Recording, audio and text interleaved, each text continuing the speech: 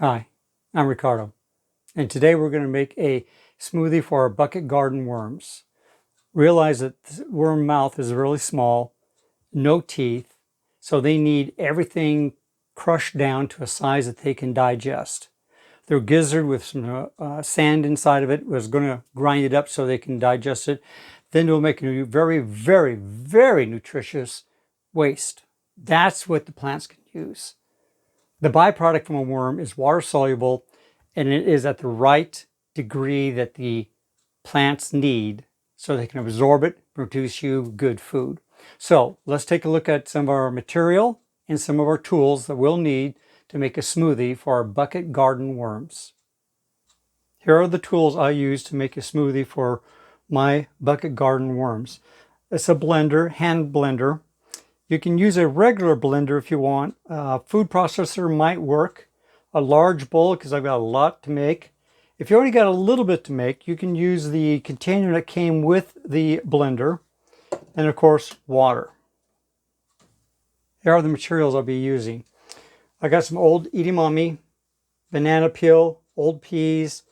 This is a lentil pasta, an old hot dog bun, and I got a bunch of carrot peelings. I made hot carrots the other night, or actually non-hot carrots, which is a whole nother video. And of course, you're going to be using water with this. And you want to make sure that your water is dechlorinated, 24 hours outside, or run it through a filter of some type. Now, let's get to making some smoothies for our bucket garden worms. I started filling my bowl. I got water, carrot peelings, banana, some of the hot dog bun, some peas, some of the pasta.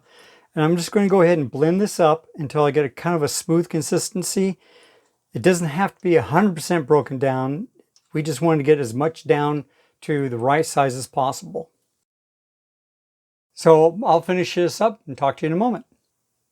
I'm partway through. I just want to let you know, when I made my hot carrots the other night, I did not put anything spicy into here.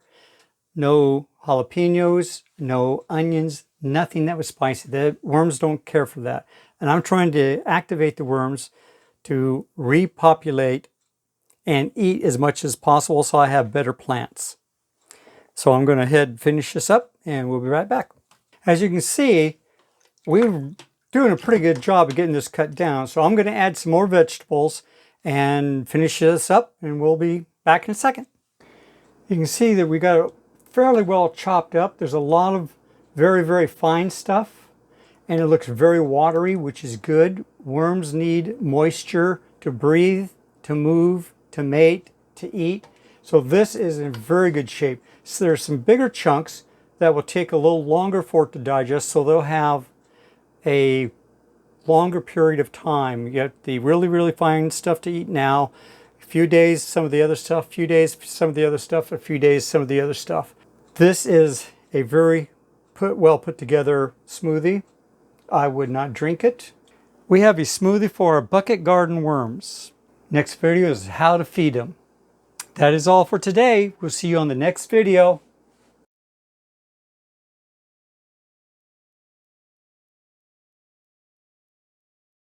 Hi, I'm Ricardo, and today we're going to make a smoothie for our bucket garden.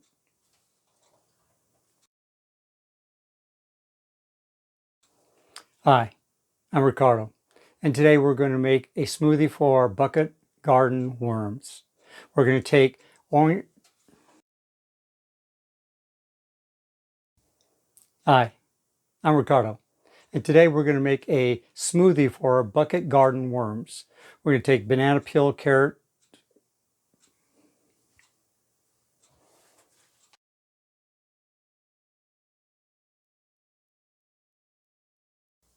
These are some of the tools I'll be using to make